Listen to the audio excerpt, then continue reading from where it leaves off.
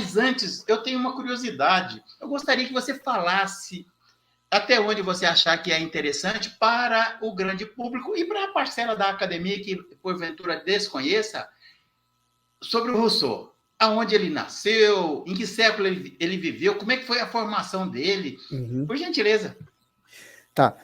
Deodato, e esse recorte que você propôs, ele foi muito interessante, porque realmente a religião a gente pode trabalhar em diversas dimensões, né? E hoje o nosso papo aqui vai ser mais sobre dimensão de religião e política, e a questão da intolerância religiosa, que infelizmente hoje é um tema urgente para nós discutirmos.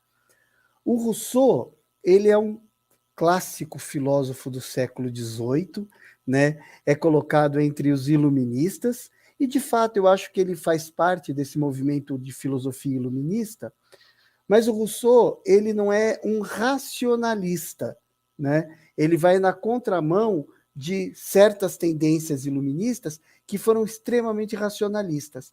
Então, o Rousseau, ele é um filósofo que enxerga o ser humano no seu todo, no pensamento, pelos sentimentos, pela consciência.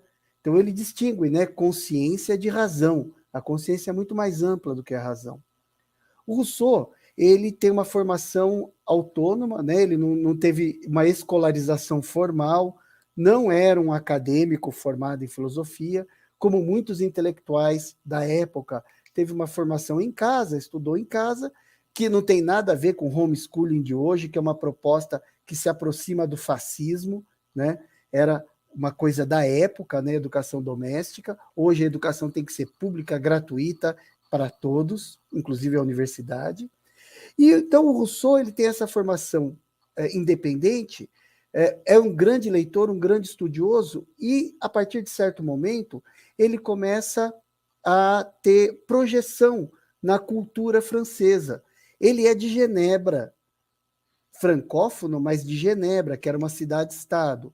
E ele então se projeta como músico primeiro, compositor de óperas e depois, mais tarde, como filósofo, quando ele escreve o seu primeiro discurso, ou o discurso sobre as ciências e as artes, né? Aí ele se projeta como filósofo, a partir daí passa a ser um nome respeitado, um autor muito lido, respeitado e também atacado, né?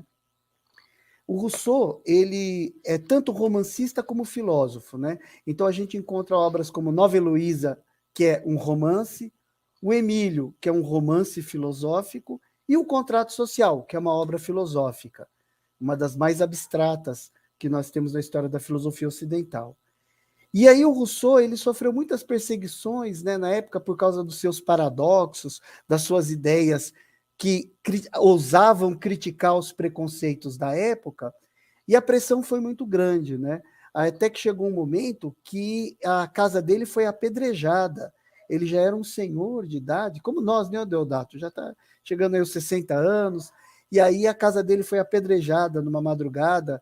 A partir dali, ele ficou bastante abalado com o mundo, com a sociedade, e passou a viver mais isolado.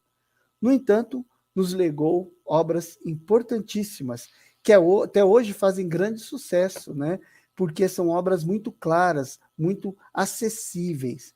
Então, é isso que me atraiu na obra dele. Legal.